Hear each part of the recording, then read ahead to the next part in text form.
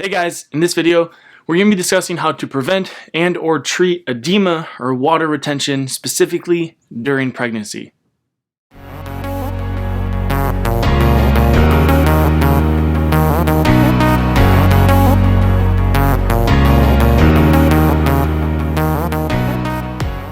One of the most common symptoms of pregnancy and even very early pregnancy is water retention or edema. So this is a condition where the extracellular environment tends to hold on to more water because of factors we'll discuss in a moment, which results in a puffy appearance in the skin tissue. So a lot of the times this is going to occur in the hands and feet, around the fingers. It can even occur in the face and in the belly. And in most cases, a slight amount of edema or water retention is nothing to be worried about and is almost to be expected when you consider the stress of pregnancy and what's happening hormonally that is driving the edema.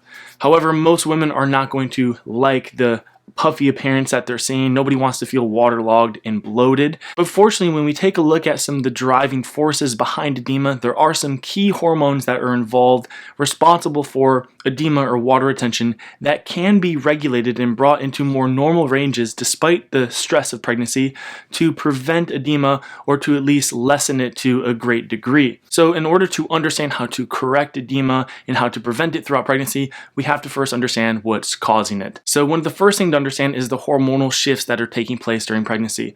What happens during pregnancy is a dramatic increase in some of the fertility hormones. So hormones like progesterone, luteinizing hormone, follicle stimulating hormone, and even estrogen. And all these hormones have a direct effect on fluid metabolism and the metabolism overall. And these hormones do affect the secretion of other hormones that we'll talk about in a moment. So that's one of the first things to understand. But the second important thing to understand is that during pregnancy, obviously the female is growing another organism, a child. And in order to supply that growing embryo or that child with the high amount of nutrition and energy that it needs, the female mother's blood supply is dramatically increasing. But if the blood supply of the mother does not increase, or if worse, it decreases, resulting in pregnancy toxemia, then what can happen is a rise in blood pressure. And this rise in blood pressure and drop in blood volume is often accompanied by edema or an increased amount of fluid in the extracellular environment. And there is one particular hormone that is behind these pathological events: the decrease of blood volume and the rise of blood pressure and the increased amount of fluid in the extracellular environment or water retention, and that is aldosterone, which is an adrenal stress hormone or steroid that actually causes the body to retain sodium while losing potassium. Now, combining this information, we have some key clues as to how to start to treat edema, and that is to regulate these particular hormones in the body, specifically the rise of aldosterone that is often seen in edema or water retention. And fortunately, there is one very simple thing you can do to start to regulate high levels of aldosterone, and that is to increase your sodium or salt intake. So it's well documented that a sodium deficient diet is going to cause an excess of aldosterone, whereas consuming an adequate amount of salt or sodium can decrease aldosterone.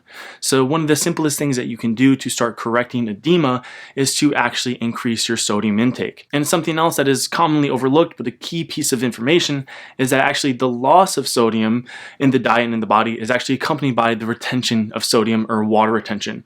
And this is simply due to the fact that when your body is stressed, there's an increased demand of energy, there's an increased demand for things like salt, other minerals, things like sugar, and these are the things that your body tend to hold on to when you're in a stressed state.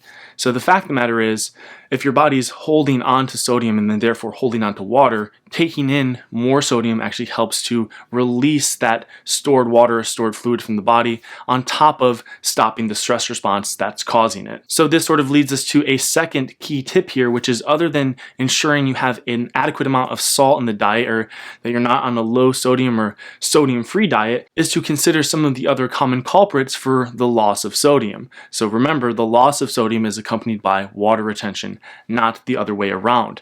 And things like starvation, things such as diabetes, hypothyroidism, and even the consumption of polyunsaturated fats can all actually cause a loss of sodium in the body, which would contribute to water retention.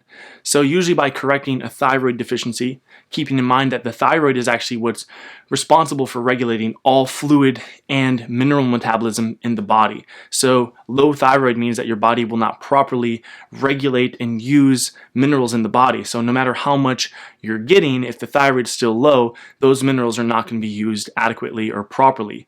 So beyond just taking in more salt to correct the high aldosterone, you're going to definitely want to take a look at the functioning of the thyroid, correcting diabetes-like conditions, which are usually driven by stress and things like cortisol and estrogen, and also making sure you're not consuming these polyunsaturated fatty acids, which all these things are going to inhibit the proper oxidation of glucose, which impairs your cell's ability to properly use sodium or retain it. So in other words, correcting hypothyroidism, correcting diabetes-like conditions, lowering cortisol and estrogen, increasing progesterone while lowering the consumption or decreasing your consumption of polyunsaturated fats will all generally improve your metabolism and your cell's ability to properly use the sodium and the minerals in your body, which will prevent water retention. So in conclusion, some of the major imbalances that are driving edema or water retention are common imbalances that tend to occur in pregnancy and stress in general, which is a thyroid deficiency, low progesterone, a higher amount of estrogen than what would be considered healthy or optimal, an increased intake of the polyunsaturated fats, and an increased rise of aldosterone, a stress hormone secreted by the adrenal glands under various sorts of stress, but that is particularly elevated in a low sodium diet. So considering that the cure is in the cause and that these are some of the dominant causes of edema, the things you're going to want to do to start to correct edema is to first and foremost start to correct any sort of thyroid deficiency. There are numerous ways to go about this. There are endless things that affect the functioning of your thyroid, considering it regulates your whole metabolism, everything from your diet to psychological, mental and emotional stress to exercise stress, sleep stress, and your environment can affect the health and functioning of the thyroid. So we have tons of videos on the YouTube channel that you can reference and check out, grabbing tips all over the YouTube channel for improving thyroid function. But if you're interested in finding one central location for a thyroid protocol, we have a very simple and refined, easy to follow thyroid protocol in both our healthy weight loss course and our forever healthy hair course. Beyond that, you're going to definitely want to take a look at very simple ways to start lowering the chronic production of that stress hormone, aldosterone. And one of the simplest things you can do there is to increase your intake of these important electrolytes. So getting in an adequate amount of salt. I would recommend a 1/4 teaspoon of salt first thing in the morning and before bed, and maybe once in the middle of the day if you are pregnant or somebody with chronic or severe edema or just very apparent water retention. Otherwise, other great sources of sodium and potassium are going to be things like fresh orange juice, fresh coconut water. These are great sources of these electrolytes, which will help your body to decrease the chronic production of aldosterone, restoring normal mineral and fluid balance in the body. Aside from that, you're definitely going to want to take a look at your progesterone levels. Something else about aldosterone is that it tends to rise under a progesterone deficiency. So the adrenal stress hormones tend to increase when there's low progesterone in the body. So low progesterone usually results in an increased production of not just aldosterone, but also cortisol and adrenaline. And progesterone has very similar effects to these hormones, just in a much less destructive way. So progesterone will support and regulate fluid and mineral balance without causing, again, a loss of the minerals and the retention of water. Not to mention, because of progesterone's anti-estrogen-like effect, progesterone can actually help to pull water out from the tissue and correct the water retention directly, especially if you apply it topically or locally if you're taking something like a bioidentical progesterone. But in general, one of the major hormonal imbalances that's driving water retention is this condition of estrogen dominance. As I've said frequently in these videos, estrogen directly leads to edema by increasing your cell's affinity toward water, and progesterone has this opposite effect.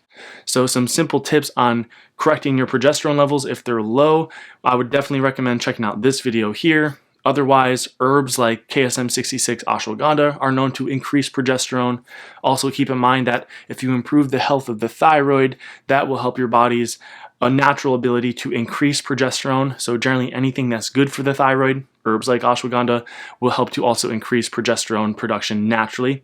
The other thing you're going to want to make sure is that you're getting an adequate amount of protein. Your body can't make the thyroid hormone and progesterone if you are protein deficient. So getting at least 1 gram of protein per body weight is going to be a great place to start and a good guideline. But again, these are things we talk about in detail in our Forever Healthy Hair course and our Healthy Weight Loss course. So definitely be sure to check out those courses for more step-by-step tips. But in conclusion, you're going to want to correct high aldosterone, a thyroid deficiency, and usually a progesterone deficiency. All these things are driven by a multitude of different stressors. But if they are occurring, you can correct them, again, with these simple dietary measures. However, that does bring this video to a close. So if you've enjoyed it and found it helpful, be sure to give it a thumbs up. Subscribe to the YouTube channel if you haven't yet already. Also, if you're interested in learning more beyond this video, keep in mind that we do have an online wellness academy, a blog, and online tonic herb shop, all with wonderful additional information and resources that you can find in the description box below.